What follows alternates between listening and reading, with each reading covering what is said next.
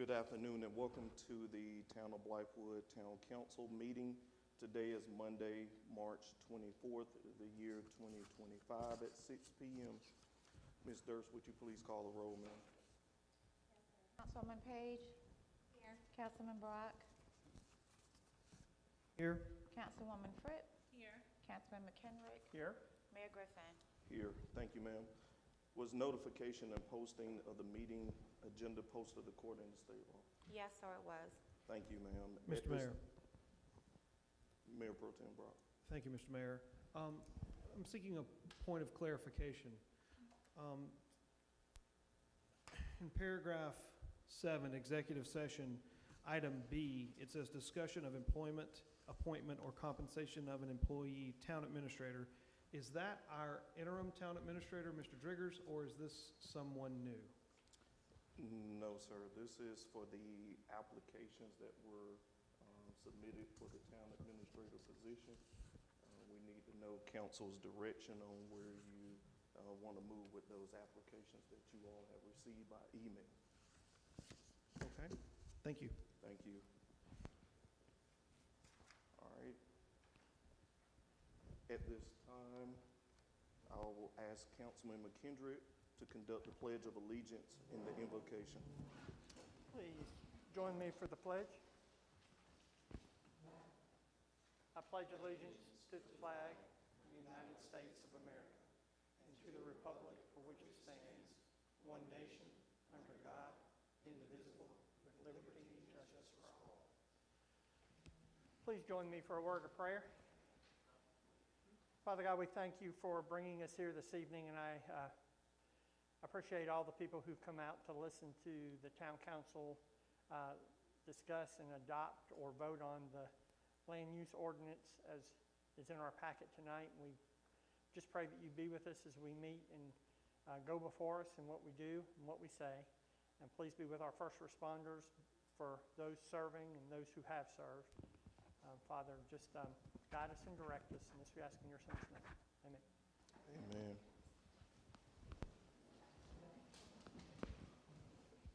Thank you, sir.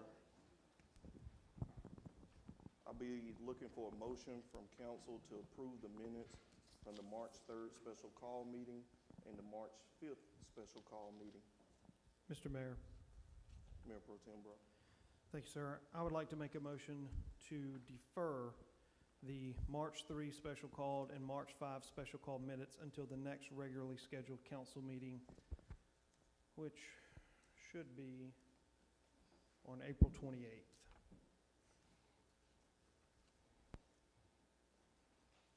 All right, there's a deferment to April 28th from on the floor.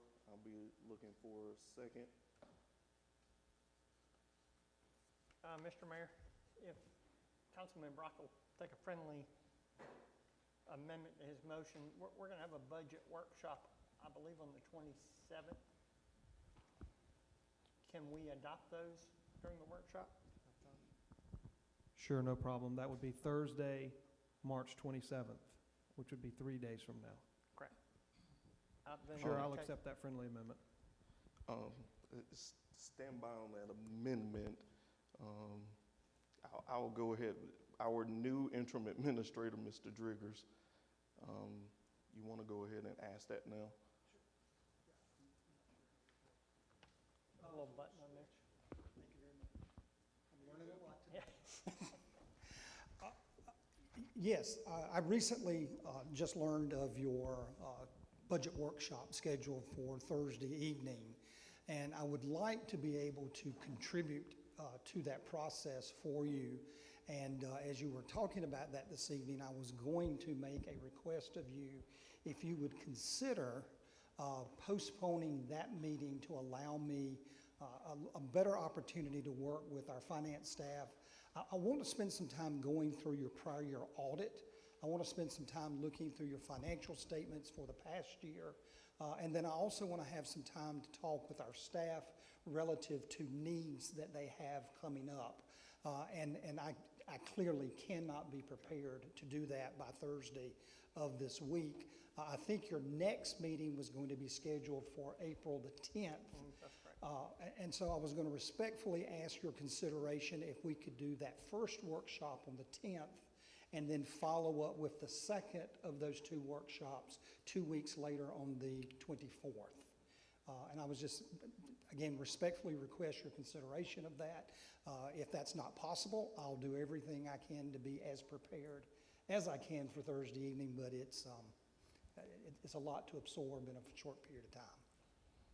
Councilman Brock, in that case, let's adopt them April 10th.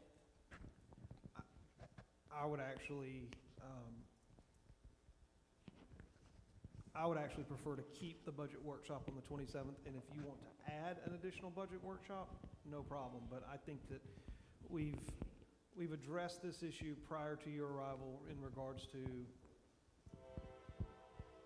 failure to schedule meetings, and I think just pushing it back just puts us a little bit further behind. And so my recommendation would be, and if members of council choose to vote no, that's fine, and this motion can fail, and we can reschedule. That's okay. We did vote on those vote to schedule those meetings, and if council wants to amend that, that's fine. I would just prefer to add an additional one and just, get what you can get done, and then come fully prepared on April 10th. So my motion stands. Has there been a second for that motion? No, sir, it hasn't. Is there a second for that motion? That motion also includes keeping the current budget workshop as the 27th. Are you available for the 27th? The other so I'm looking for a second. I will figure it out. I'm good with your original motion, Brock, of the next regularly stated meeting, and then we can discuss these budget workshops. Didn't mean to confuse that issue. So let's just leave it at the next stated. So you withdraw I your do. friendly amendment? Yeah. Okay, I accept. Okay, so we're back to the original, and that's the regular scheduled council meeting. Ms. Fritz. So, in light of what Mr. Driggers is asking, Mayor Pro Tem Brock, would you have a problem, like if we were to just move the 27th to the following week, and we would have two budget meetings, let's say, for instance, on maybe the 2nd or the 3rd, and then we could still have the second budget meeting on the 10th. Councilwoman Fripp, I'm not looking to interrupt, but this isn't germane to the motion, and if we want to discuss this, let's move that to item F, council remarks. So, Actually, we'll do that in the town administrator report. That was part of his original report. So we'll hold those into the report if that pleases the council. So I'm looking for, they're no, we're going to continue that conversation during the administrator Okay. report. okay, good. Mhm. All right, so we have the original motion that will move the approval of the minutes to the next scheduled council meeting, and that date was, what was that date, Brock? 8 on the 20, on 4/28. I'm looking for a second on that one.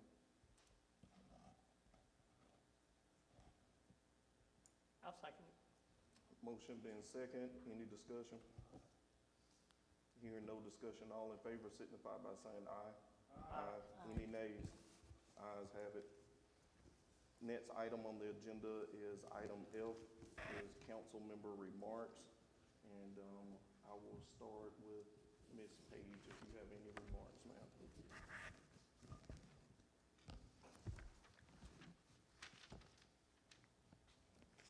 I do not at this time. Yes, ma'am, thank you. Mayor Pro Tem Brock. thank you, Mr. Mayor.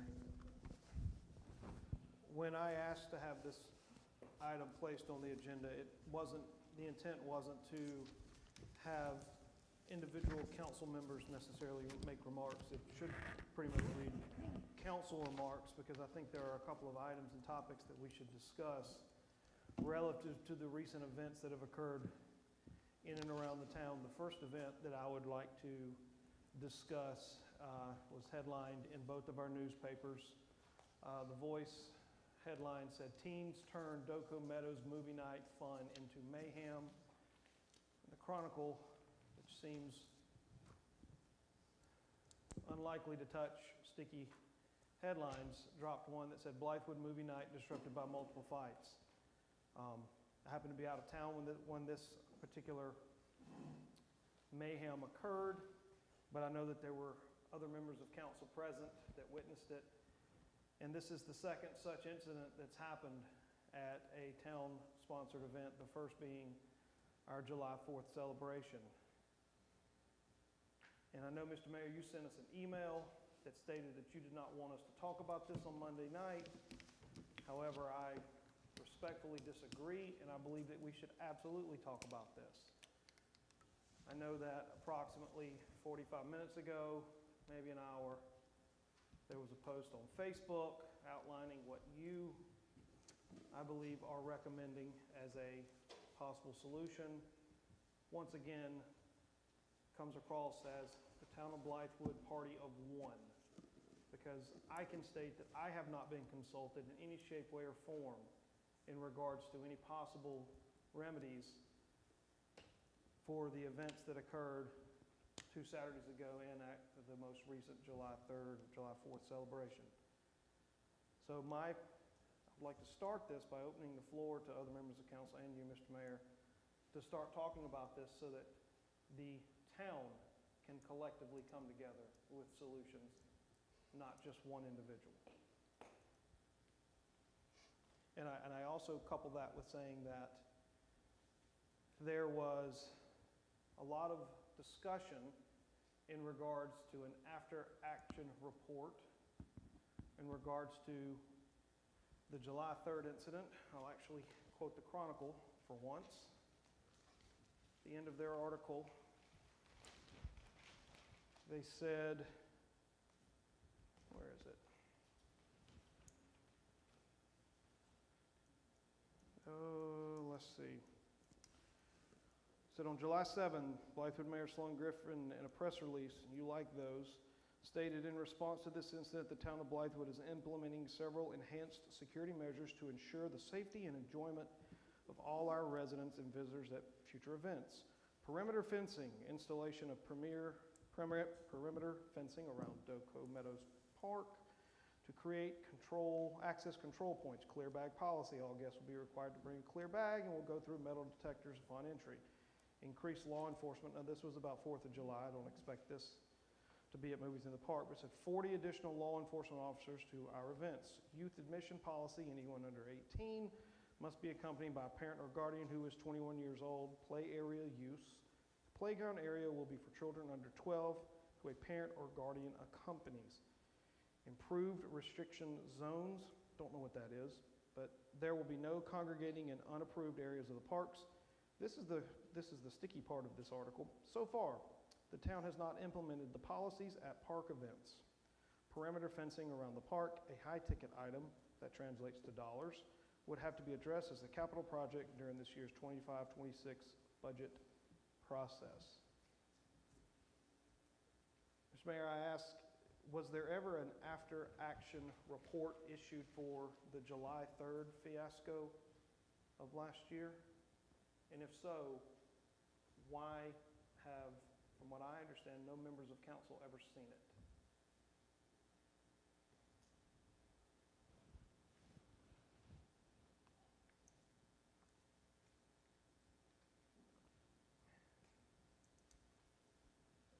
Okay. Have any other members of council seen an after-action report from July 3rd? Ms. Page? Ms. Fripp? I have not. Councilman McKendrick? No, sir. So, again, I go back and I look at this laundry list of wants, and if these policies or these security enhancements are in place, does 2 Saturdays ago, does that happen? I don't know. It's not anybody's fault up here.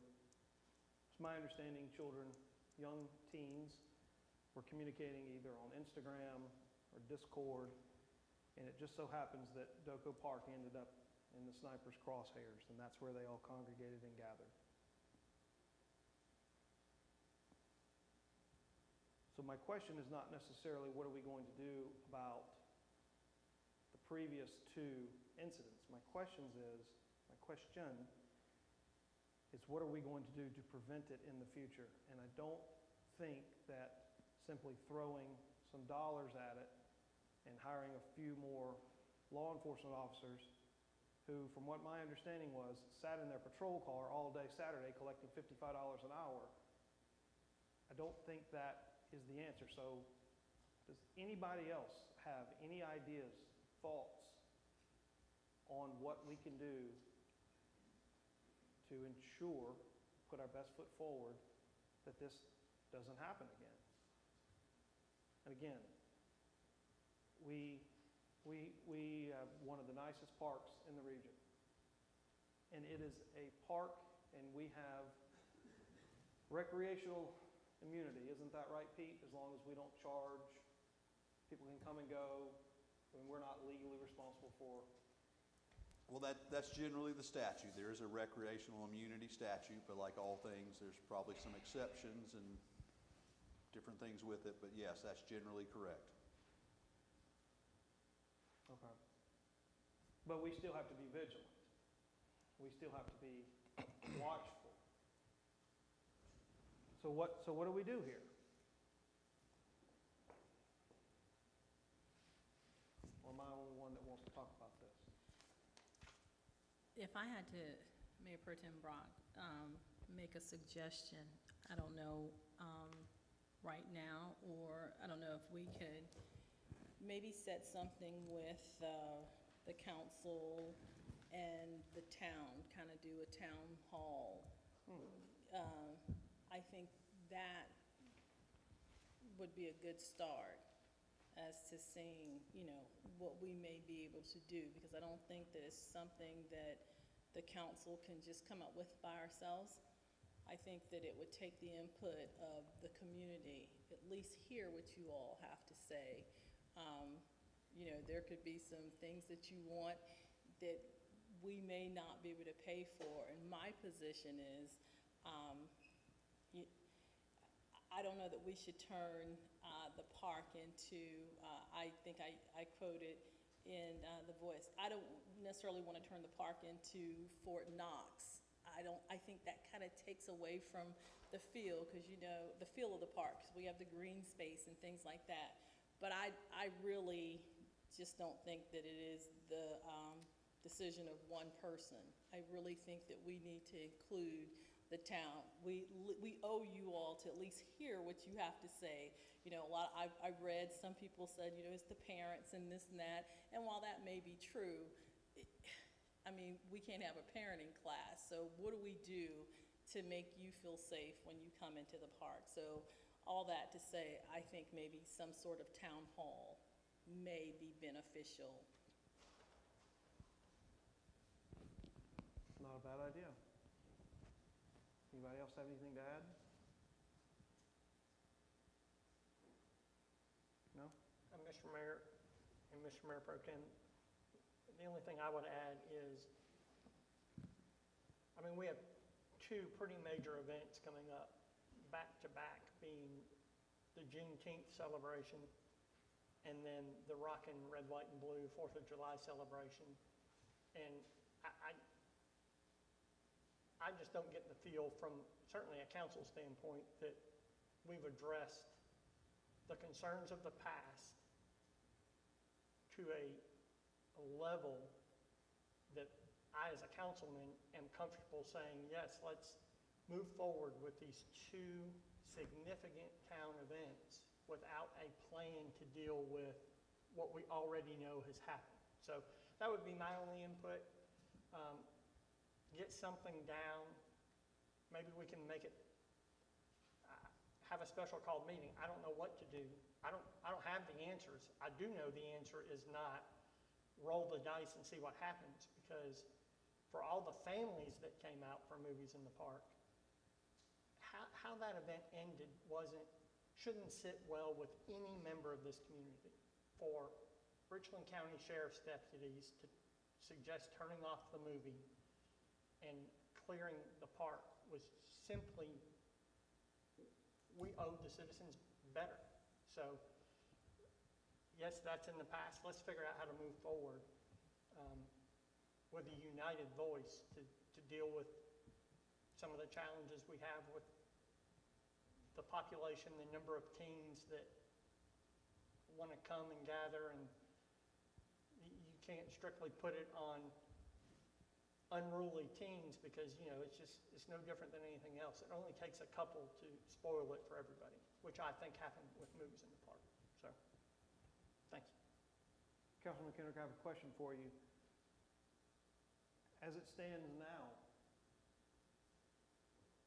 you wouldn't feel comfortable with the town going forward with the two major events that are coming within the next, let's just say 4 to 5 months, which I'm going to go out on a limb here, it's going to be a strong one.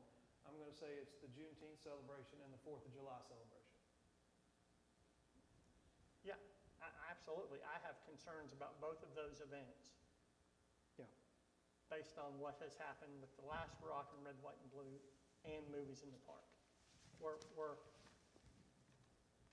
We're taking an unsafe gamble with our community, I believe. That's just my opinion. One event has been appropriated for and the other is not. So. Correct. Okay. Anybody else have any comments on that particular topic? I think a town hall involving the community is a great idea. I know that there was rousing conversation on various social media platforms regarding that Saturday night.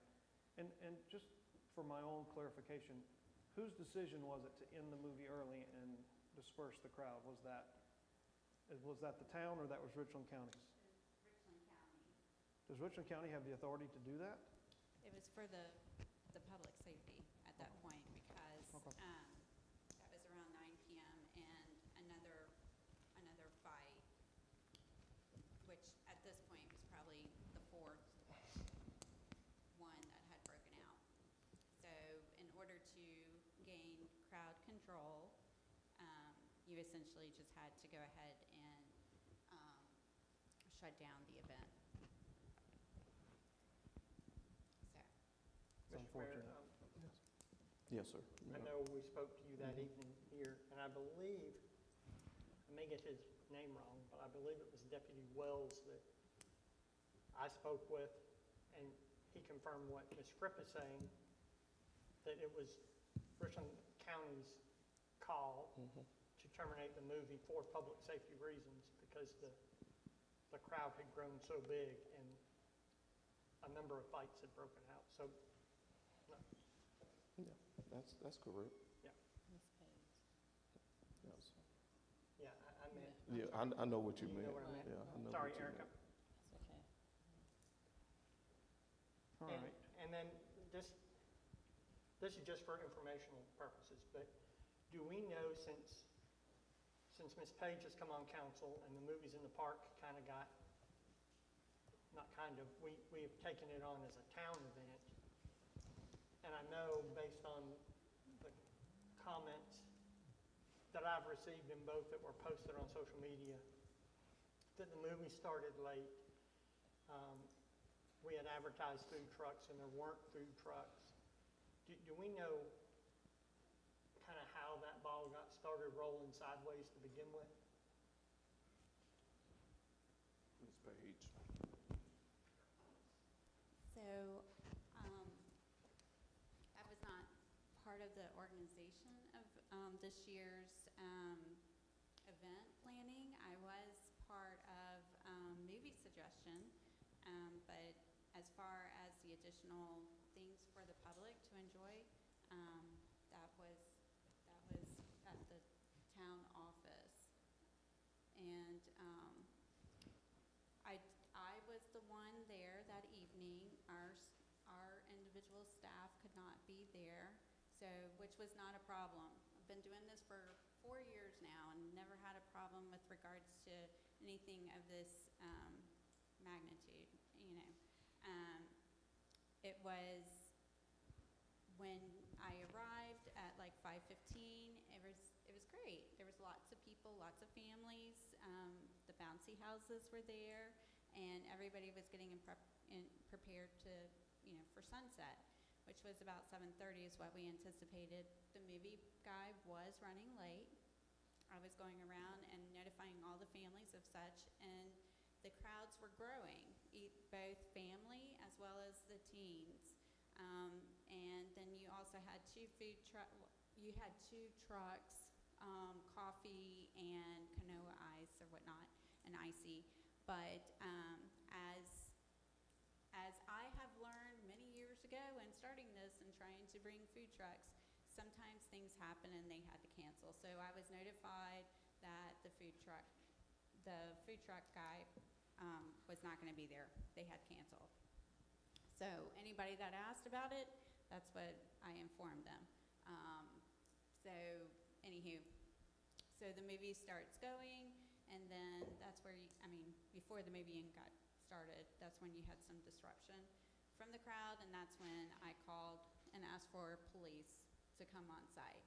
And they came on site, and basically they were just there. They weren't able to do anything more than that, and until it became that they needed us to go ahead and shut it all down. So, and then that's when the litter pickup came about, because there was an enormous amount of litter, and I had to go tell the food truck people, you need to leave. Like, y'all need to go ahead and get out of here.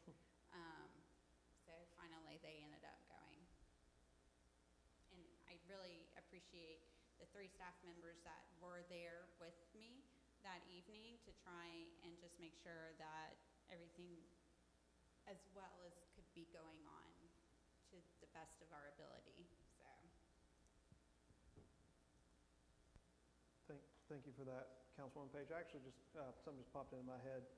And Mr. Driggers, I hate to put you on the spot here, but you are our acting town administrator, and you do have experience in a community that was impacted by a large vehicle manufacturer. So it seems a little bit pertinent that you landed here. In your 20-plus years as the town administrator, or is it city of Greer? Town, city? City of Greer. Did you ever experience anything like this where you guys had rambunctious crowds at public events? And if so, what did you guys do? Well, you're always going to have the opportunity for those things to happen. We're a little different environment in our situation, and I don't want to spend too much time on that simply because it's different. We had our own police department, and so we were working internally with our own staff. A lot of our planning is done internally with that, and so events for us were really, they were planned and facilitated a little different than what you have because of the environment with our work with the Sheriff's Department. It's not bad, just different. Some of the things that maybe we did that could be of benefit here, I think something was mentioned a moment ago. We did have a curfew. We had a requirement that juveniles under the age of 17, I think was the age for us, that anyone under the age 17 or under must be accompanied by an adult. And did you accomplish that by passing policy or an order? That was our policy. Okay. We posted it at the entrances to the event that anyone under that age that it was prohibited. If our officers that were on site, and the other thing that we did is the officers that we brought in for like movie nights, we brought in our officers that were our school resource officers. They already knew these kids. And so they had relationships with many of these kids. They knew these kids. And so we used school resource officers there on the ground because they were able to move people without a lot of fanfare. They were able to get kids that really shouldn't be there on out of the park. Now, the risk that you have with that sometimes is that you can get, smaller groups of folks, and they just simply go a couple of blocks over, and they're outside the event, and some things happen. But again, using those school resource officers was a great, great help for us because they also knew that come Monday morning, they were going to be seeing them again in the hallway, and there could be repercussions from bad behavior on the weekend before. We didn't do that with larger festivals like 4th of July, those types of things. It was more specific for events that we knew were going to attract that age group more for just gathering. And you know, we get it. Kids need a place to gather. And so we would also try to do in other environments, other types of festivals, that we would do things that we engage that part of our community, getting them to help with certain things. So there are certain tools, certain techniques, things that you can do. I would say, you know, based on my limited knowledge of what you had occur, is that the requirement for a minimum age is probably a pretty good idea to consider for an event like that. Your audience is typically parents with children, and I think that's, from what I've gathered, that seems to be, you know, that's the audience. That's who you're trying to attract, is young families, and I think there's a safe way to do that. I do think, in the light of what's occurred, a little more presence of law enforcement there. I can't agree with you more. You don't want it to look like a military event. And there are ways to do that. There are officers that can be in plain clothes, and they have the full authority and jurisdiction as a uniformed officer. But you know, our intent isn't to have a show of force as much as it is that we create a safe environment. The idea that was presented, you know, a town hall type meeting, I think is an excellent idea. I think there's a wonderful opportunity to be able to engage the community, to say, hey, we do this for you. And if you don't want us to do it, we don't have to do it. But we do it because we believe it brings benefit to our community and families enjoy it. What can we do to make this a better environment? Moms and dads have great ideas because it's their kids. And so it's a wonderful opportunity to just get input from them. And it's also a great opportunity to be able to communicate the restrictions that you have. Is that we really don't, you know, we're always resource driven. And so we can't, you know, we don't want to, and we can't put officers at every station. But there certainly are places that people can be, that they get a good vantage point, they can see what's going on, being a bit more proactive. What I suspect, sir, that may have happened is that you've had such great events, is that something happened.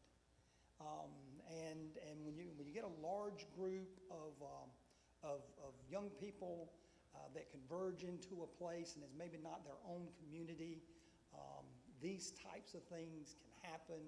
And what we've got to do is we've just got to be able to say, that's not what we're about. That's not what we're going to tolerate.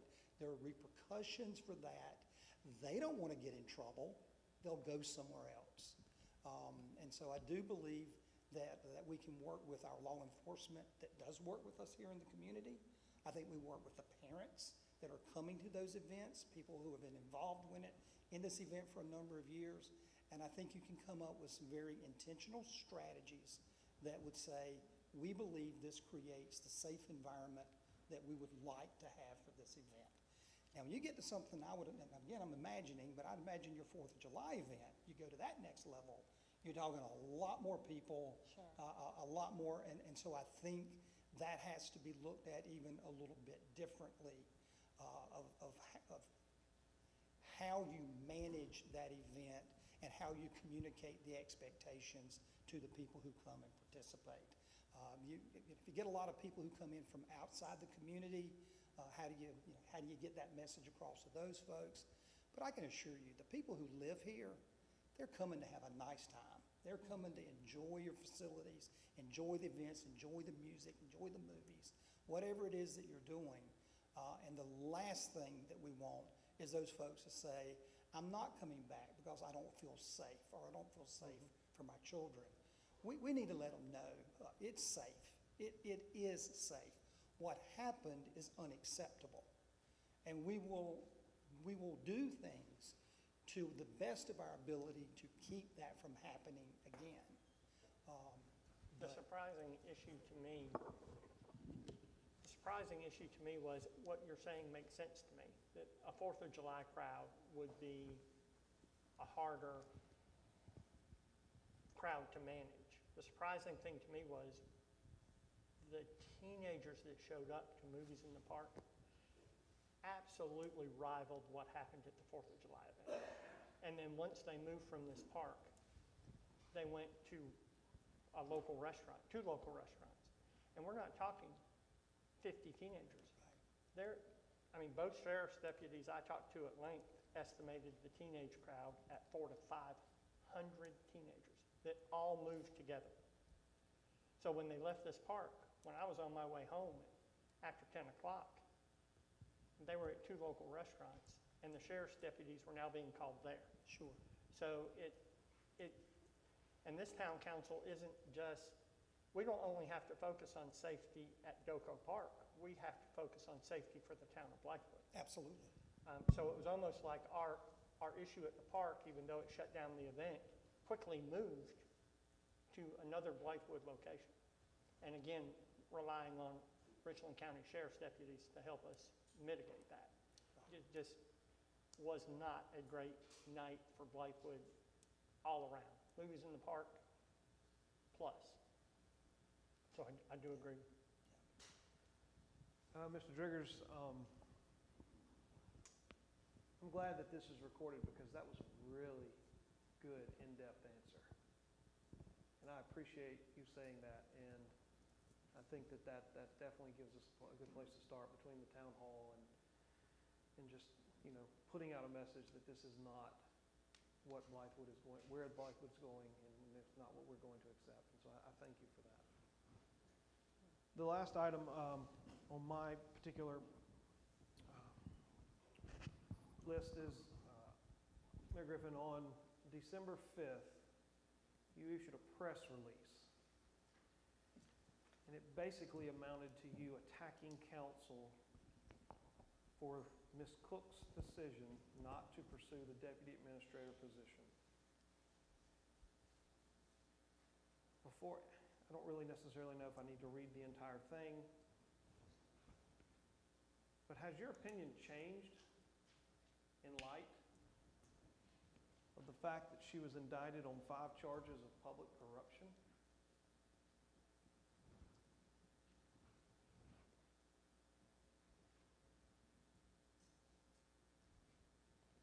Guess not.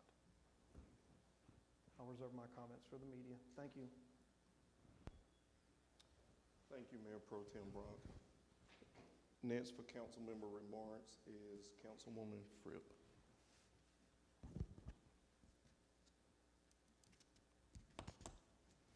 If you have any, I don't necessarily have any specifically right now. I do believe that there are some things that need to be discussed amongst this council. I don't necessarily want to prolong this meeting. I don't know how we go about doing it, special call, just more communication, but I'll reserve my comments yes, ma'am. until Thank you. later. Thank you, Thank Mr. you, Mayor. ma'am. Councilman McKendrick. Mr. Mayor, the only thing I would add is I couldn't tell from your email communication, but is council members' remarks, is that going to be a standing add to the agenda? It can be if council members wanted to. It used to be in the prior administration, then it was asked to be removed, but when this come about, we just put it back when Mayor Pro Tem Brock emailed me about it. Yes, sir. I would certainly be in favor of it. Okay. Simply because it gives an avenue for council as a body in a very transparent setting to bring up things that we would like discussed. And then the other thing is, and I know, Pete, you may weigh in here, but the approval of the agenda, although I know not a requirement, I think there has been 2 meetings since it was removed from the agenda that a council member hasn't, either right before the pledge or in a very awkward way, recommended something be added or a question about something that was there. I think it's a natural flow to have approval of the agenda on there, so we're not speaking over one another or fighting for space before we get too deep in there. No, that's not one of those things that was intentionally removed. That's some of the issues with Adobe. When you seen that mass roll up, when we start doing those 300 pages, Adobe done something weird. But when we send it back through, we will double check and make sure that's on there. We'll also keep the council member remarks on. But we will structure that, because before it was really one of those things would just give updates on what's going on. If there's items like this, we'll figure out a way to really address those items so that we have more information for you instead of coming to the meetings and it's more like a grandstand that could be portrayed in front of the public. So some of these things that administration need to know that you have a concern or an issue. There's no secrets and no gaps, but if we don't know in administration, we don't know what to expect. And lastly, and Mr. Burgers, I know you're trying to learn a lot and get up to speed on a lot, but can we as a council know what steps have been taken for upcoming events in the park?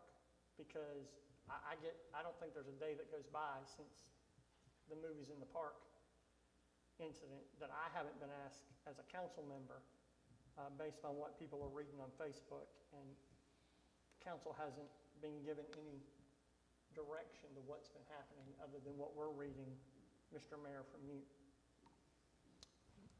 Yeah, so as soon as we get out of council member remarks, that was my main objective, was to give a brief situational awareness. Okay, thank you, sir. Yes, sir. All right, thank you. All right, hearing no additional comments, just to the public, just real quick, community safety is taken seriously. That's not something to play with. Some of us up here have experience, like myself, with public safety, with responding to those 911 calls. That is something that I take seriously because that's been my career, and that's still partially my career to respond to those needs. Maybe not here particularly to Richland County, but it's taken seriously. All events have been scheduled with Richland County Sheriff's Department for presence of a deputy. That cost us, the town, you all, the taxpayers, an additional $55 an hour per deputy. Every Movies in the Park has been scheduled with 2 deputies so far. If deputies need to scale up their response, it's a radio call away. Large events like Juneteenth and 4th of July, the parade, those larger events, is a more coordinated effort. And I'm going to speak emergency management terms for a moment. That's a more coordinated effort with a lot more entities than us sitting up here. A lot more professionals that deal with crowd control, that deals with how to handle that and the amount of appropriate law enforcement and other presence that are needed for that event, all the way down to military support for some events. I have also directed staff, because that is my duty from the administration side, is to all events, private events, to make sure that they have some form of security, and that recommended security piece is Richland County. The private events will pay for that. The town of Blythewood will not pay for that. Also, I do like the ideal of a town hall meeting. And one of my communications that evening is not that I'm an army of one, but I can pick up the phone and call folks like Sheriff Lott. I called the sheriff standing out here watching this crowd. He sent additional resources out to assist those deputies. But I also said, Sheriff, you have been conducting Parent Connect conversations in the other side of the county. It's time to have those conversations here in Blythewood. The sheriff agreed to that. So I just got confirmation later this evening, because the sheriff, if you imagine, is a very busy schedule, that April the 2nd, so to the public out here, mark on your calendars, April the 2nd at 6:30 p.m. right here in Doko Manor,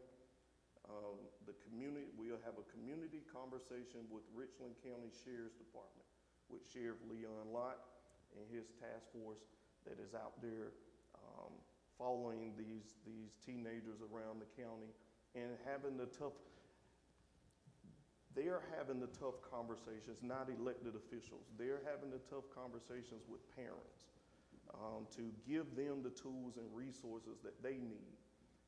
And I felt that was best, to have trained law enforcement personnel in this community conduct those conversations. So they will be here to conduct those conversations, and we all are invited to be present for those conversations. It is very important to make sure, because the town of Blythewood, we do not have our own police department. So we rely heavily on Richland County Sheriff's Department. One thing I do want the public to realize, and I hear comments up here, and especially from my pro tem, we can create all the policies and ordinances that we want. And I'm going to quote the sheriff, until Blythewood really has their own police department, it's just our ordinances. We can duplicate Richland County's ordinances, and if the county council passes similar ordinances to what we have, it's enforceable. If we hire their deputies, like we're paying the $55 an hour, they can enforce what we need done in this park. So during that conversation, you will see the price breakdown of what that would cost if we chose to move forward as a community, as a governing body to finance that endeavor. But I'm also going to quote the sheriff again. That's not something you want to get into. You don't want to get into starting your own police department. It is not as easy as some elected officials make it out to be. It's a heavy budget item. It's a huge liability. And some folks, just to be honest with you, some folks don't need to be walking around the community with a badge and gun.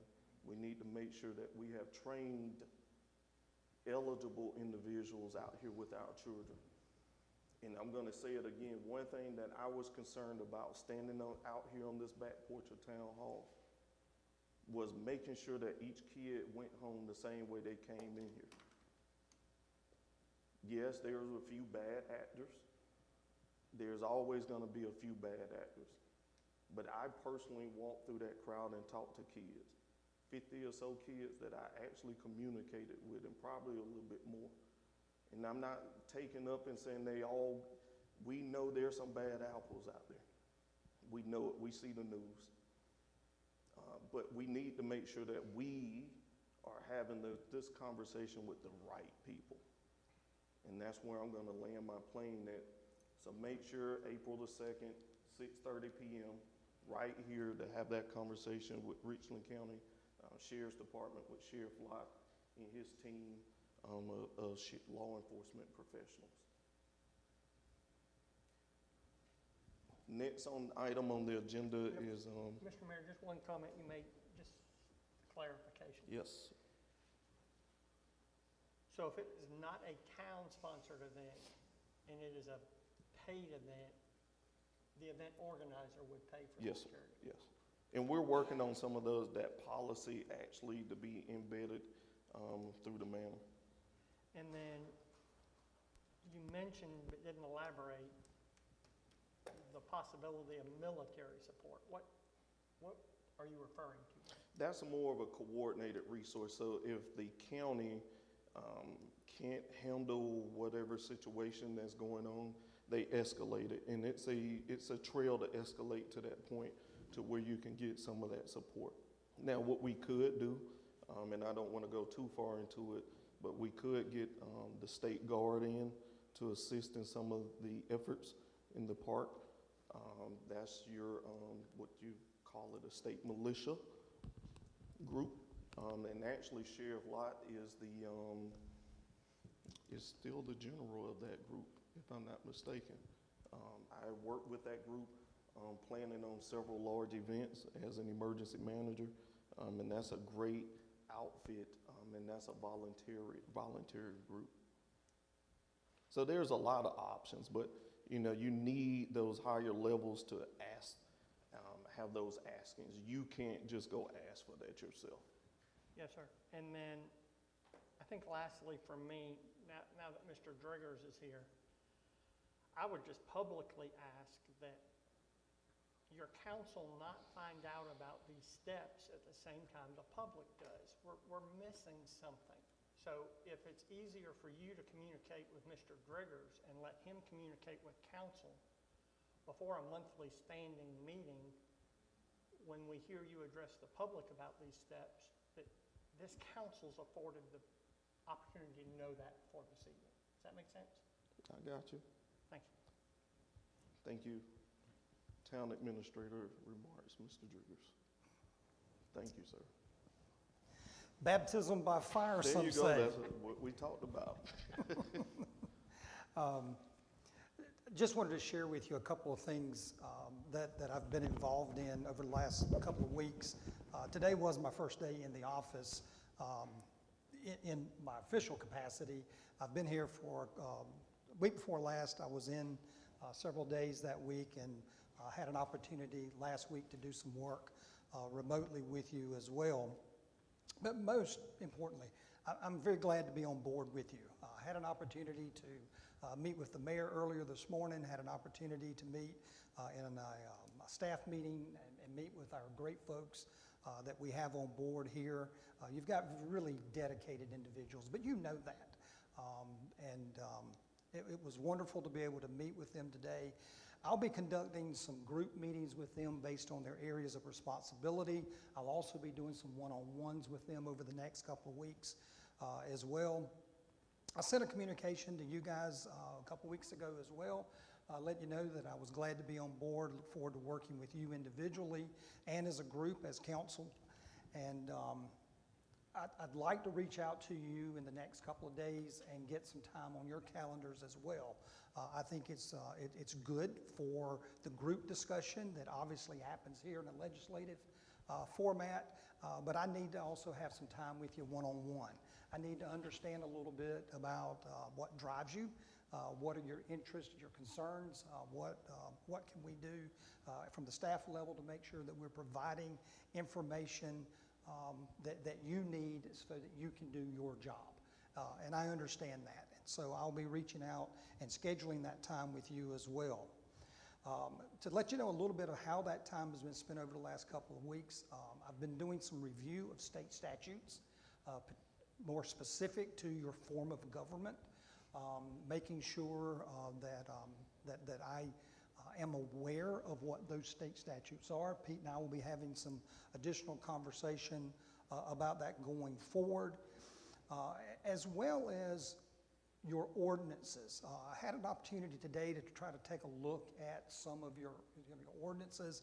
I really couldn't tell when's the last time we've had a codification of municipal ordinances here in Blythewood, but I'll be looking a little deeper in that.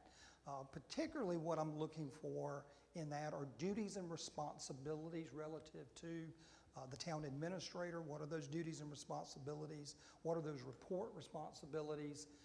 Making sure that I'm understanding from how our staff operates, who those folks are reporting to, their duties and responsibilities. And so I'll be looking at job descriptions. I'll be looking at an organizational chart for us relative to how we are both legislatively, statutorily, how are we, and how are we as part of our ordinances.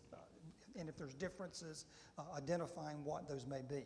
From that starts to become recommendations. And so that's the building block for me to be able to get in and take a look at where we are. Had a wonderful, wonderful welcome by the mayor this morning when I came in. First thing on my desk was a wonderful welcome to your community. It's obvious the passion that he has for the community and the people that are here. And I know that all the council members share those types of passions as well, or you wouldn't be doing what you're doing. And so I get that. I've worked with people like you for 33 years. And so I know that you're here because you want this to be a great place for people to live and to work and to raise their families. And it's why you give of your time. And so we'll be spending some time talking about those things and how we work together to make that happen. I've had an opportunity to look at your council priorities that you did through your workshop with Charlie Barano. I've known Charlie for a long, long time. I had a wonderful conversation with him the day after he was here with you. He and I spent a considerable amount of time the following day. He's a wonderful resource for us here. He'll continue to be a resource. I've had an opportunity to debrief with him, and I had an opportunity to read, at least in your minutes that have not been adopted, but I did read in those minutes those things that have been identified as priorities. So once I know exactly what those are, we are then able to spend resources. And so when I talk about resources, I'm talking about people's time and what we start doing with our time to get those priorities to fruition. As I mentioned to you, I'm spending some time, or will be spending some time, on your audits and your budget. It's very, very important to understand the financial position of the town and to understand the true position. You have to look at those past audits. You have to look at beginning to year end, look at the financial statements in those. I'm very familiar with governmental accounting, and so I'll be looking at those financial statements, and then I'll be taking that information over to the current budget, seeing how we are performing year to date from July 1 to where we are now, how we are performing, and what I would anticipate the year end, June 30th, to look like for you, because that for me is a huge building block of the budget for the following year. Understanding the priorities, you're in a unique situation in that you have some revenue sources that are non-recurring revenues that enable you to do some one-time type projects. And so we want to be very careful, and so I share this with every council I've ever worked with. We always want to be very, very careful that we don't budget expenditures that are recurring expenses with non-recurring revenue. That's disaster. That is disaster waiting to happen. I've seen no evidence that, I just haven't seen it. And so as I dig into that, I will be looking for trends, and I do a lot of trend analysis when I look at budgets, and so that's why I'm needing some time to be able to do that.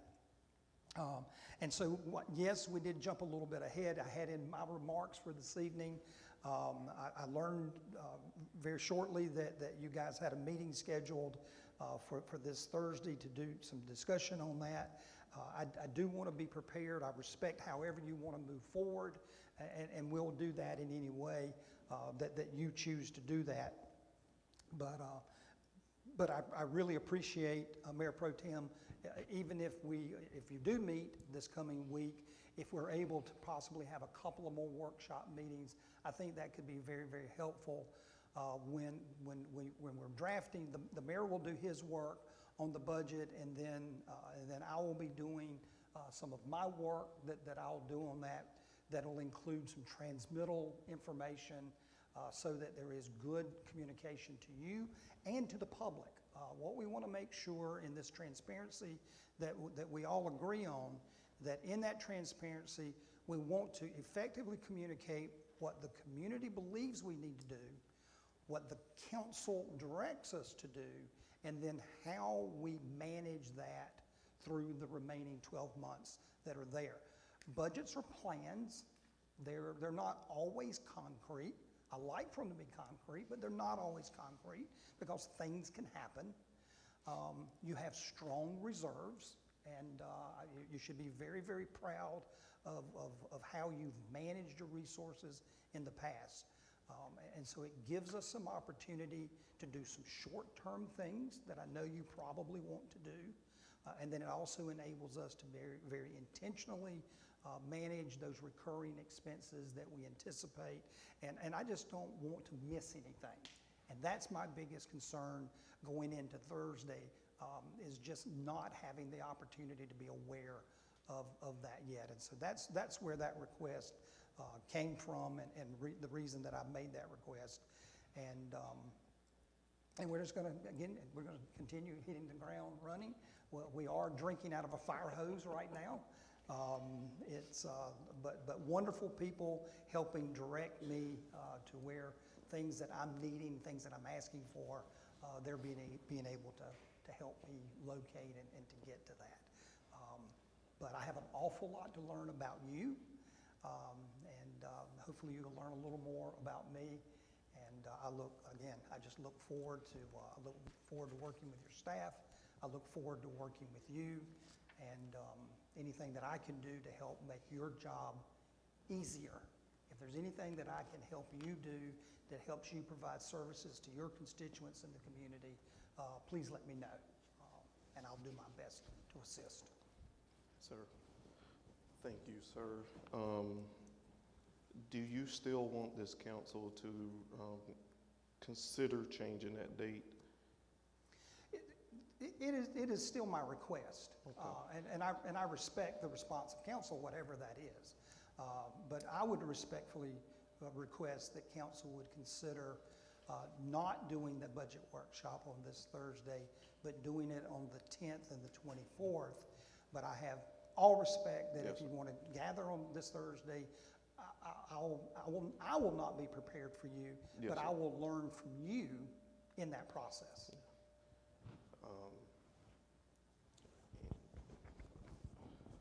Pete, let me ask you a question. Since that was done in a vote, that the dates were done in a vote, essentially, that has to be put back on the agenda for a vote, correct? Yeah, good question. I mean, I think if I'm recalling correctly, there was just an item brought up for a vote that established all those different dates for the meetings. Is that right? Mhm. That's correct. Yeah, I mean, since those dates were set by a vote of council, I think they'd have to be removed or deleted by the same authority, so by a vote of council, yeah. But, I mean, a meeting can always be called. If a quorum doesn't show up, then the meeting's over, basically, so. Gotcha.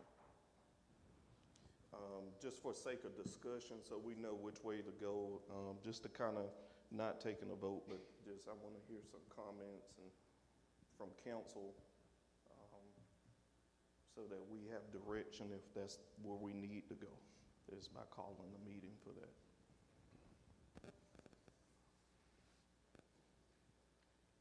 Mr. Mayor, I think my first comments would be, not that I disagree with Councilman,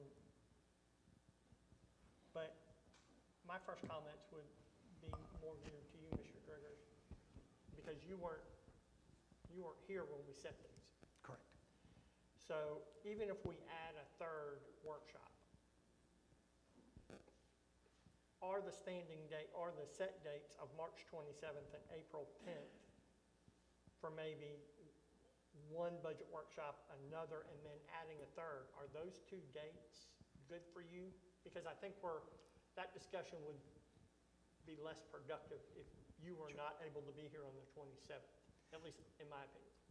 I have a conflict on the 27th, and I will do everything to adjust that conflict. Okay. I just wasn't aware of the meeting when the conflict was. They were set Yeah, prior to right. coming. Mr. Mayor, would the council be willing to entertain moving the first budget session just a week later? And then it keeps the second budget session On target. Of the on 10th. target. But So if the we were to move the following week, then we'd still be, Online. on track to have the budget concluded in a timely manner. I don't know if other members of council would be open to that. So the week of the 31st. Give me those dates again. So it would be April 3rd, Oh, would be that Thursday? Oh, if you wanted to do it that Thursday, but we would have the whole week, March 31st through, I don't want to do it on a Friday, but if we had to, March 31st to April 4th, that week. So it would just move the 27th back a few days. We really. wouldn't have the second because that's Oh, shared yeah, I'm lots. sorry. That's sure. Correct. So that April 3rd, I think Councilman McKendrick, you called out. And I'm gonna add my 2 cents to this. I think having Mr. Driggers on board and I will say the staff is very excited to have him on board with his wealth of knowledge and experience. And I know staff is eager to learn from him. And I'm sure this council is too. So I'm eager to see what his budget analysis is moving forward. To have someone with 30-plus years experience, I don't believe we have had someone sitting in that seat with that amount of years of experience. But it's the will of this group here on whatever dates you see fit. And any other comments for the good of direction? Ms. Page? Yeah, thank you. I have no problem with delaying our Thursday meeting, March 27th, to either next week, if not the 10th. I would, as I have not received any documentation at this point to review, and I would like a little bit of time to be able to review what we're going to be going over as proposed budget for that particular meeting. So if we do roll it to next week, when would we be able to anticipate getting the proposed budget for us to start working on? So, And if we could get it yes, on ma'am. Friday, so, that would be great. So that way we have the weekend. yes. It should be So, done. so it is done essentially. Julie was out sick, which delayed some of that review process. We do have a meeting tomorrow at 1, myself and Mr. Driggers and Julie to review the final numbers in that budget. So that's after that is when that email will be sent out to you guys. But with this reset and learning, to make sure that we give him this ample space, because he would be essentially standing in and just going over numbers and kind of moving on. But to give him some of that leverage. So I'm kind of hitting a reset button with Mr. Driggers just so that we can go through that full process. It's not going to really change numbers, but it just gives him that opportunity to sit with me going through those numbers. So you said April 10th, I got April 3rd, April 10th. Correct. Yes. I'm I'm just writing comfortable dates with down. either one of those. Yeah. May I ask, in the meeting that is scheduled for Thursday, not knowing historically what you've done in that meeting, what is your expectation to be accomplished in that meeting? So that would be, The one that is scheduled for this Thursday? So if I can answer that, No, go ahead, ma'am. Well, for me, my expectations would be on that first reading, then that is the mayor's budget, so it is in place, and so what we would be doing, or at least what I would be doing a comparison last year, this year, the increases, what the asks are, is there anything additional? Again, I don't even know that we could complete it on that first budget session, but that, to me, should be what we're looking at. What is the proposed budget for FY '26? And then we're gonna compare it to this year, and then we can formulate our questions, because I think that there will be some things that we can see and identify very quickly on that first budget session, but then, you know, once we take it home, then to me, that second budget session is what really kind of seals it, because by that time, we should have been able to review, ask any questions in the interim, and get some answers, so. Okay, That's what I think that the first budget session should be. that's very helpful, thank you. All right, so it looks like Pete, you and I will get together and work on how to do this process, just for a quick call, because I'm not sure if we could vote on that tonight. It's not on the agenda. Well, I guess it can be on the agenda, but it would be an item that sounds like final action would be taken on that item tonight, which has other requirements with it. But, I do believe, Yeah. with everything, I think it's best to meet Thursday, this Thursday. And allow you to go through your process that you normally go through. And thank you if you would be willing to add an additional workshop if that is needed. I think that could be very helpful to us. And so I'll ask one additional question with that. Typically, once you have completed the workshop process, when do you typically do first reading, public hearing, and second reading of the budget? Is that in June or May? May and June. Okay, okay. And Very we good. we ran into some scheduling issues. Okay. We delayed some scheduling, didn't get them scheduled, Okay, even back to goal setting. So, Yeah. so we crammed Yeah. goal setting, a budget review, and 2 budget workshops into 2 months, which Right. is not usually the way that's done. okay, very, So- very good.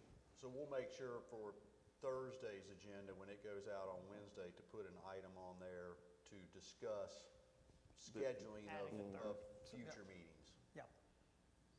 Okay. Thank you, Alright. sir. Okay, thank you, sir. Any questions for our interim administrator? All right, thank you, sir. Hearing none. Next item on the agenda is just the review and discussion of the FY 24-25 monthly budget report, if there are any questions.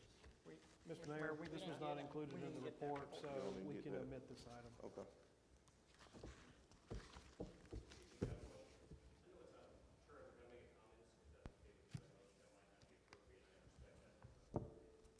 You want to comment? Yes, please, if that's okay with you. No, go ahead. What? Yes, sir. Go.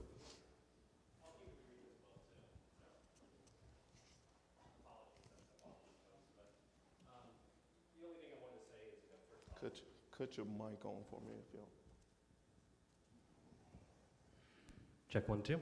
Hey, some of you folks know me. I'm Robert McLean. I'm a local member of the community in the town limits. And first off, I want to thank you folks. The job you guys do is thankless. I know it's a very difficult job. I appreciate all the hard, long hours everyone puts in.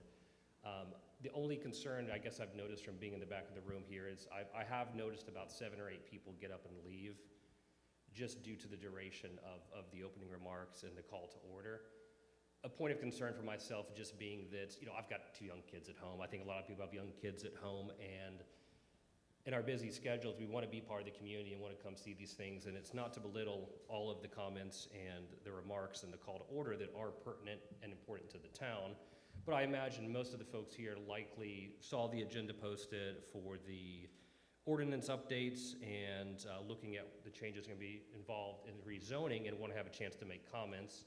And I I'm afraid that a lot of folks aren't able to express their civil liberties and have those comments just due to the duration of some of the opening remarks. So I don't have a suggestion other than just to point it out. I know it might be difficult when you're going through your portion here to kind of read the room and what's going on. Only thing I might say is I don't know if it's possible, and excuse me because I'm not sure how the exact order has to flow, but it might make sense in some cases to have portions at the beginning move towards the end to allow the forum for the public to be able to make some of these comments and be involved in the discussion. So this is not a criticism against anybody on council. This is just a public notice of what I've seen here in the room. So I apologize for taking everyone's time up. Sorry. No, sir, thank you. And,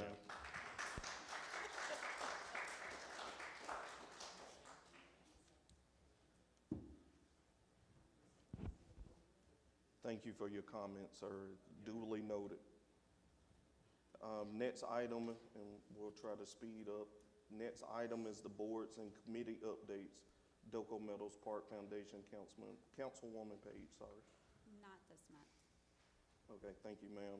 Central Midlands Council, myself, none at this time. Richland County Penny Tax, TPAC, Councilman McKendrick. No report, sir. Thank you, sir. Moving on to appointments. Next item on the agenda is a Planning Commission appointment recommended by the Chairman of the Planning Commission, Mr. Alex McLaren.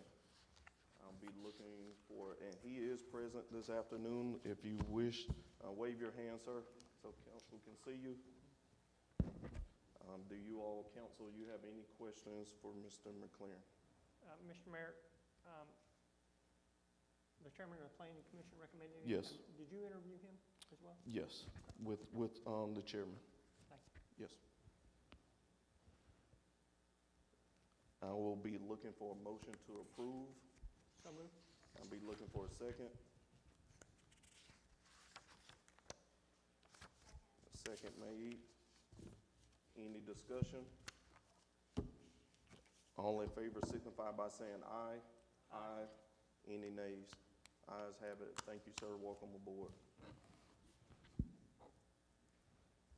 Next item on the agenda is the public hearing, citizen testimony regarding the action item for ordinance 2025.001 and ordinance adopting text map amendments to the land development ordinance known as the LDO for all parcels and property located within the town of Blythewood corporate limits.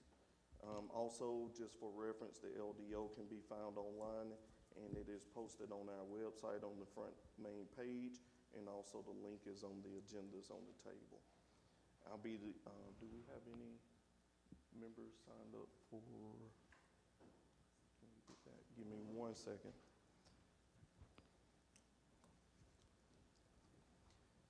Mr. Mayor, if I may, I'm not sure if anybody's signed up or not, but I think it would be proper just to open the public hearing, and even if a citizen is not signed up on the list, Yes. this is their opportunity. Yes, sir, and Yeah. I'm not, yes, I always allow for citizens, Gotcha. even if they're. Yes, sir, I figured that was the case, yes, sir. Do you want to give background? Well, I can give the background on amendments between first and second reading Yes. right now, or I can wait until if there's going to be a second reading. Okay, thank you. Your Any your citizen, preference. yes, sir. Any citizen that did not sign up wish to speak this evening? Thank you, sir.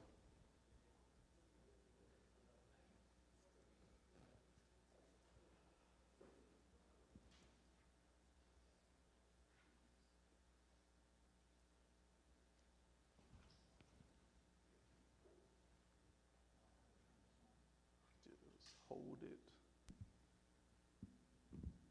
Okay. It's on. I'm Jamie McLean. I live on 21, my brother who just spoke. The new neighborhood that's going in across is from us, right? The old Wilson property. Will it be under the new guidelines or the old guidelines? The new guideline calls for a higher density as far as how many houses they can put. But we had all the other debates and everything during the other meetings. So I'm just curious how will that fall? That's it. I mean, I anticipated there'd be many public comments like this evening. I will take notes of all these things, and we can maybe discuss them and try to get, Okay. get answers to citizens on things like that, which are legal questions. I mean, I think since everything was applied for and done under the old ordinance, that's what would govern. But obviously, going forward, I mean, if there's any changes to the subdivision at some point in the future, at some point also, you'd start turning to the new ordinance. Yes, sir. But I think the answer to that question is it would still be governed under the existing ordinance, sort of the old ordinance, so to speak. Okay. Thank you. Yes, sir. Thank you.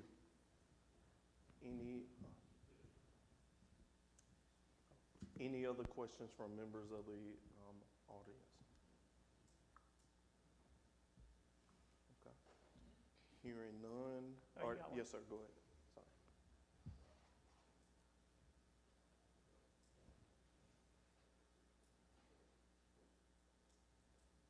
I just have a quick question. I'm Ron Perry. I do own a couple of properties in the town limits. I was able to briefly review this. Does it, and I think you got some new names for these zoning. Is it gonna change any different from R8? Which was, if I had a property that's R8, does it stay in that, the same?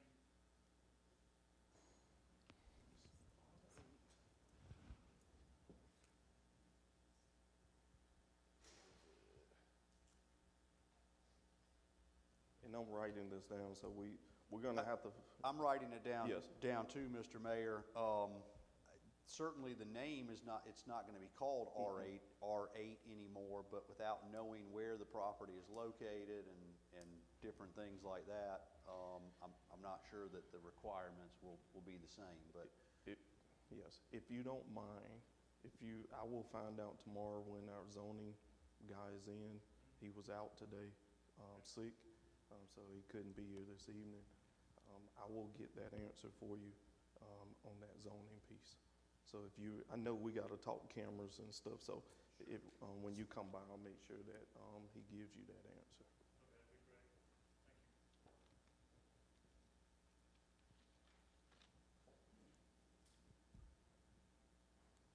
All right. Any other comments, concerns, or questions?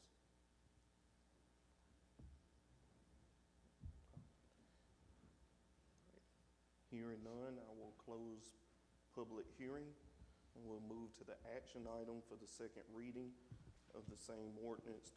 This is to discuss and approve of the ordinance 2025.001 and ordinance adopting text and map amendments to the land development ordinance known as the LDO for all parcels and property located within the town of Blythewood corporate limits. Thank you, Yes, Mr. Mayor. As you know, and I think the public is aware, first reading was held last month, and there have been some changes, not anything major, not major changes to the draft of the land development ordinance between first reading and second reading. Included with the agenda packet, which went out to the public, was a brief explanation of the changes between first reading and second reading.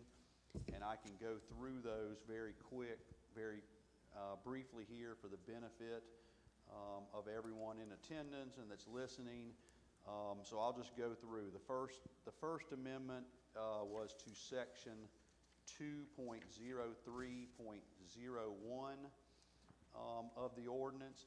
And that dealt with an architectural overlay district, which is currently, there is an AO district in the current zoning ordinance. But the change that was made here was just whether a site plan needs to be included with any application to the Board of Architectural Review at the time someone is getting a certificate of appropriateness in an architectural overlay district. And what we considered and decided was that sometimes a site plan may not be done. A certificate of appropriateness is looked at by one body, the Board of Architectural Review. A site plan is looked at by the Planning Commission, and maybe they're not on the same schedules. So these modifications to 2.0301 have been made to just clarify that if there is a site plan existing at the time a certificate of appropriateness is applied for, that site plan will be part of just the submission that's made to the Board of Architectural Review. But the Board of Architectural Review has its own guidelines and criteria that it's looking at, which doesn't really involve what is in a site plan. So that's one of the modifications, or one of the amendments between first and second reading. The second is to, let me turn to it here. The second amendment is to table 4.02.01-1, which is part of the subdivision design standards. And that table classifies subdivisions into minor and major, which both of those are defined in the LDO as well. But this table explains if it's a minor or major subdivision, where the approval comes from, who the decision maker is for that. For minor subdivisions, really no change there in this table. It is always the town administrator, the zoning administrator that's going to be making those decisions on subdivision plans and plats. For a major subdivision, originally the decision maker, the designated decision maker in that table was town council. But traditionally, that has never been a town council role or decision as far as site plans or preliminary plans for any subdivision. That has always been the Planning Commission. So the change that has been made between readings is to put that back as a Planning Commission review for subdivision plans for major subdivisions. And then there was also a section in that table which dealt with appeals, and we removed that because appeals are dealt with elsewhere in the code, and I'll get to that as far as one of the other amendments between readings here. And so the next amendment was made to section 6.01.08. First of all, in the original version at first reading, that section was misnumbered. Actually, all of the subdivisions within 6.01 were misnumbered. There was two separate .05, so we just had to fix that. But then subdivision B, which talks about vested rights, was amended to be more consistent with state law, which state law states that a vested right is established upon the approval of a site-specific development plan. And that definition means a sketch plan or a site plan, one of these earlier versions of a subdivision plan. And so the original version for 6.01.08 said that a vested right was not established until the approval of a final plat. But that was changed to state that a vested right is established upon the approval of a sketch plan or a site plan, whichever occurs first. And like I say, that is to make that more consistent or to make it consistent with state law.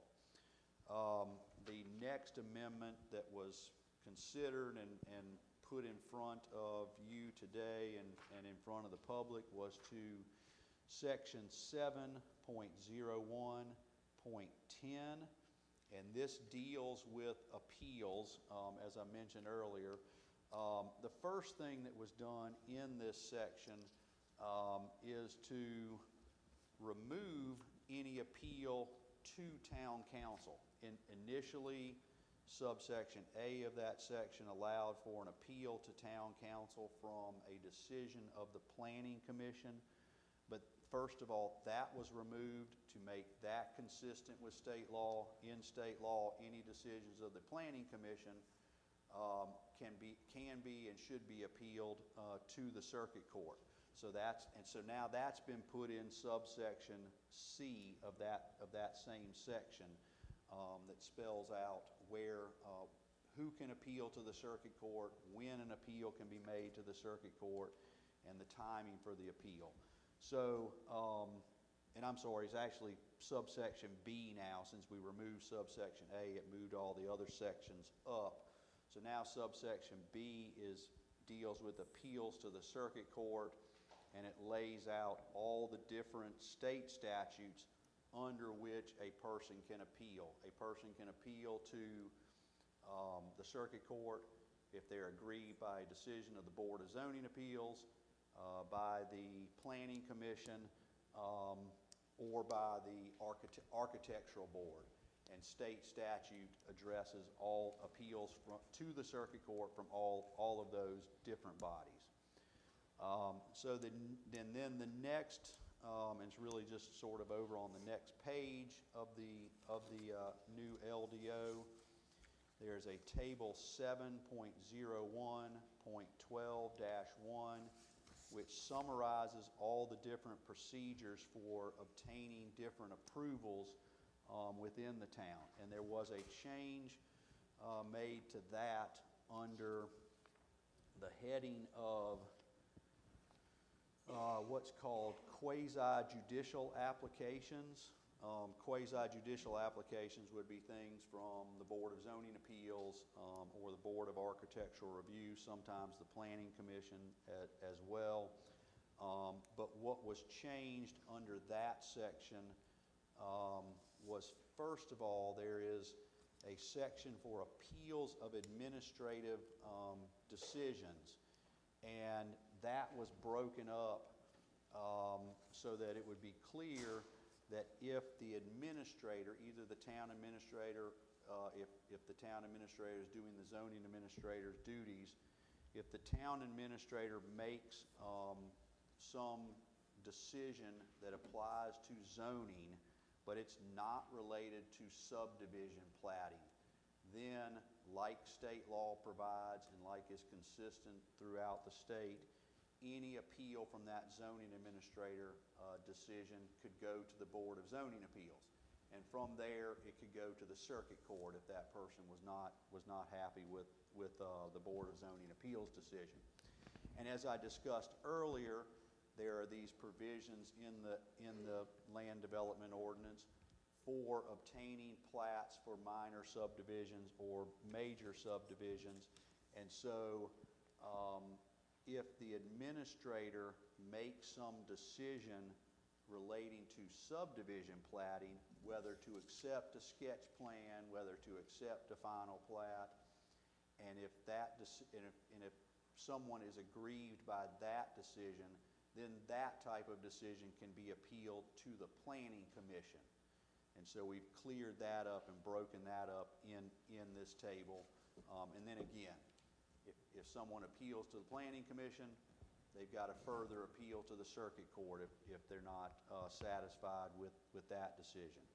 And then finally, at the very end of that table 7.01.12-1, we just made a very minor change to subdivision applications, which just indicates that final plats, whether it's for a minor or a major subdivision, we just kind of cleared that up.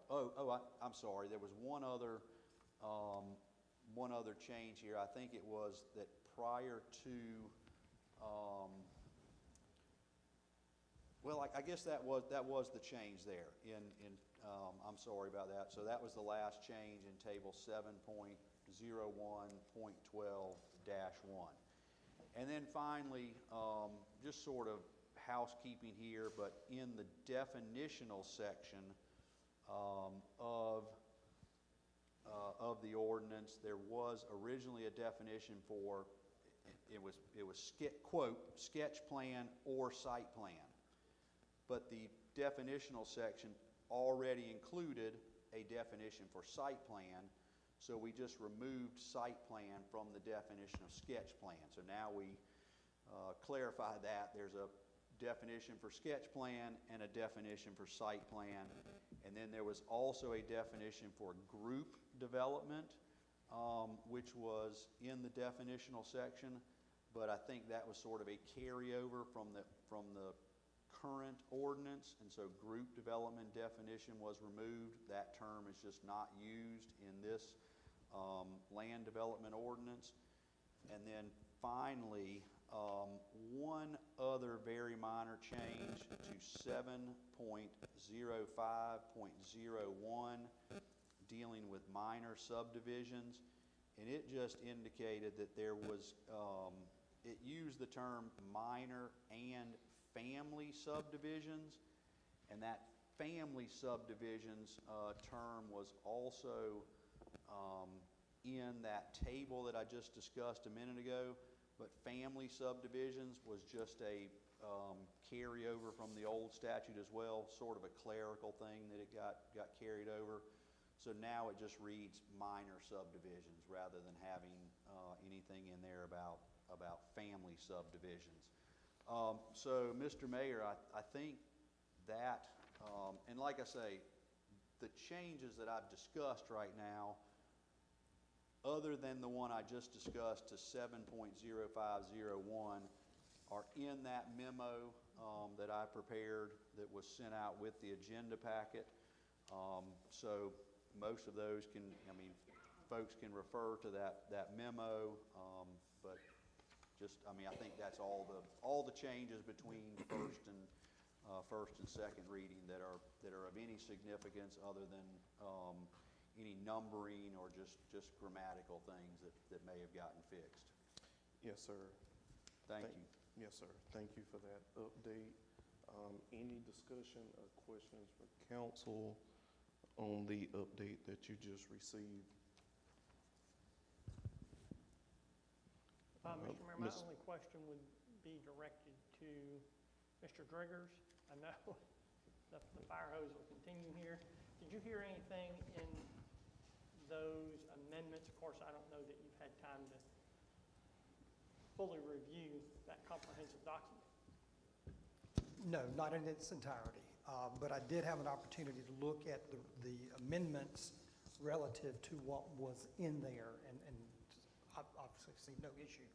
What's that? I will share with you, though, and I thank you for asking, I am a little concerned that in your enacting ordinance that this LDO is effective upon second reading, which literally means that tomorrow morning we're enforcing a completely different land use instrument. And I would suggest that you may want to consider a July 1 implementation of this ordinance.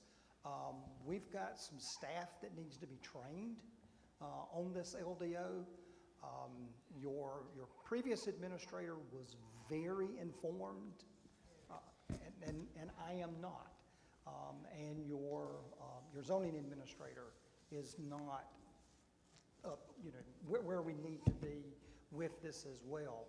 I think it could be also a good gesture to the community that if someone has something that is in the works, that they've got this 90-day window, that they may have been making plans under the ordinance that we've had in place for quite some time.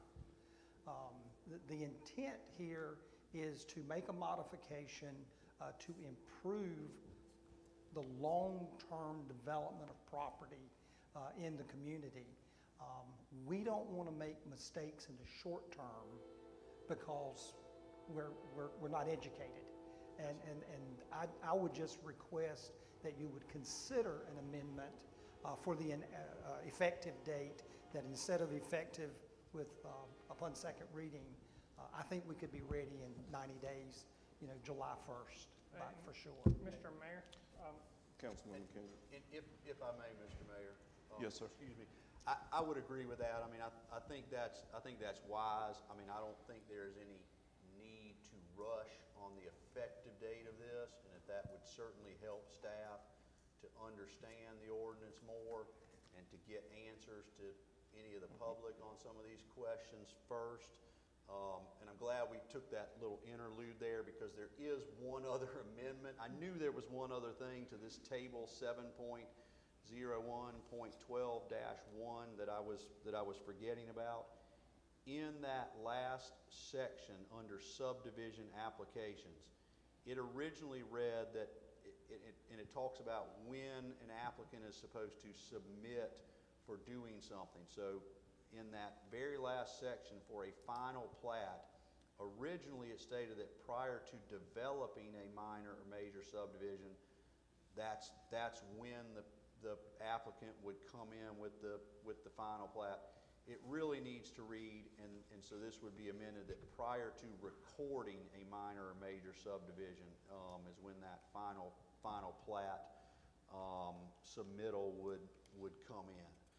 So that's just one other minor change there. and that change also was not in the memo, is that correct? That was not in the memo, Okay. right? And Mr. Mayor, I think based on what Mr. Gregors has said, what our attorney has said, and then both questions from the audience, which I thought were very good questions, I would like to make a motion to defer this vote to the April regularly stated meeting to give us time to get back to these two constituents and anybody else who would like to email your office questions Yes, sir. based on the amendments.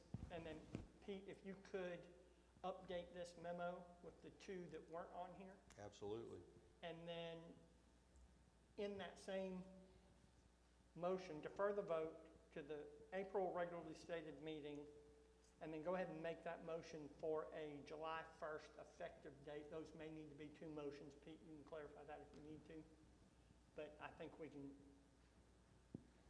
I think that can be one motion. It's a motion to answer the appropriate questions, slow it Sure. down, get the memo right, and give you time to live with the document, talk to staff Yeah. based on what you said earlier. That would be my motion, sir.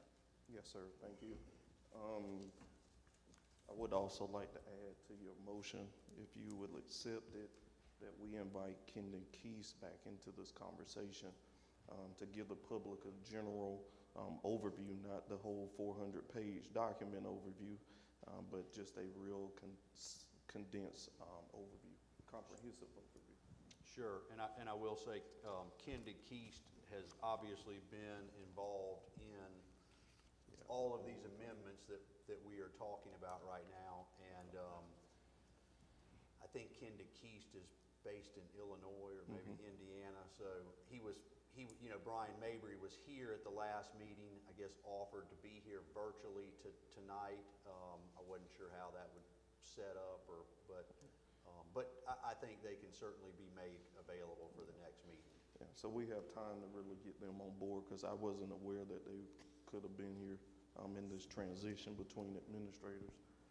So Yes, we'll, sir, I would certainly take that as Okay, a friendly thank you. amendment. Thank you, sir. I have one more item with regards to the land development is with regards to the city GIS map site. It doesn't seem to be functioning at this time, so I think that's a huge component of this.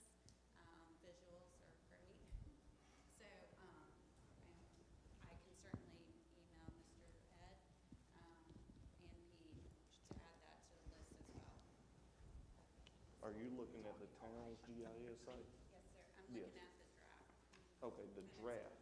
The land ordinance, just with all those items that Pete just went over. The map section, when you click on it.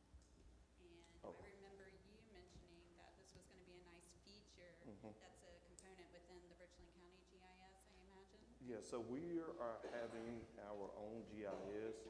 So before Administrator Steins left, he had already reviewed and did the approval for that agreement to have our own site built in. So what you're seeing will be dropped into it. So that company took the ARC files from the county for the town of Blythewood and is building it. So if you look at the city of Columbia, if you go to their website, look at their GIS portal, it's gonna look similar to their portal where it just shows the town in that. So you wouldn't be able, you have to still go back to Richland County if you do something outside of the county. So that map layer you're looking at, it's just an overlay that'll be dropped in.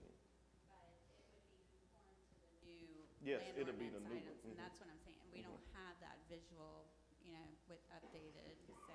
No, we didn't have the one before. So those are new initiatives. Yes, ma'am. We never had our own true.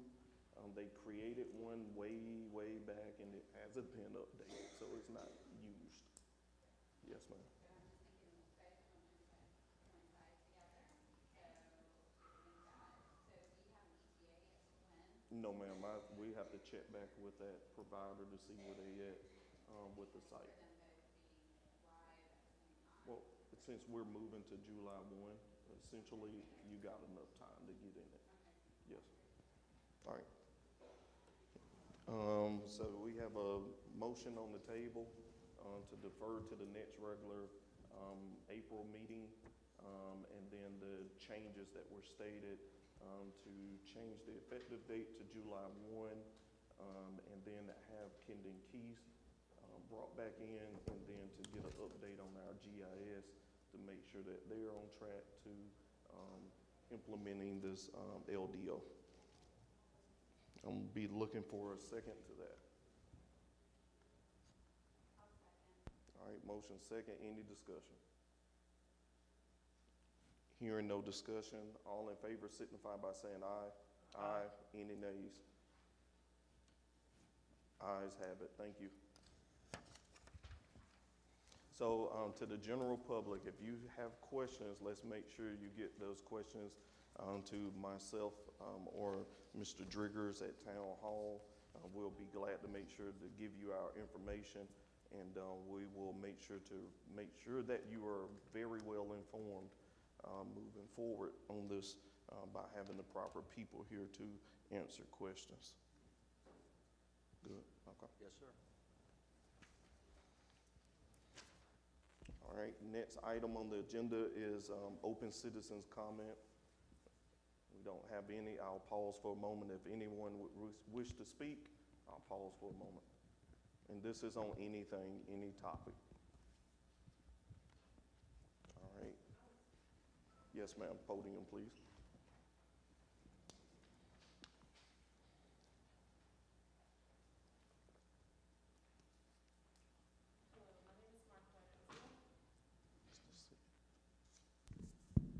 Hello, my name is Marquetta. Just the first hour of this meeting, it was mental exhausting. To see the discord, and I'm outside looking in, to see the discord at the table. And I wanted to tap out so bad and just walk away and get to the main, I guess the main course of this meeting.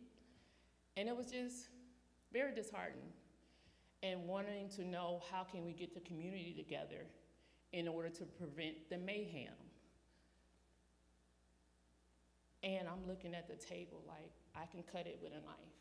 The tension is so thick among the leaders and the councilmen in this room.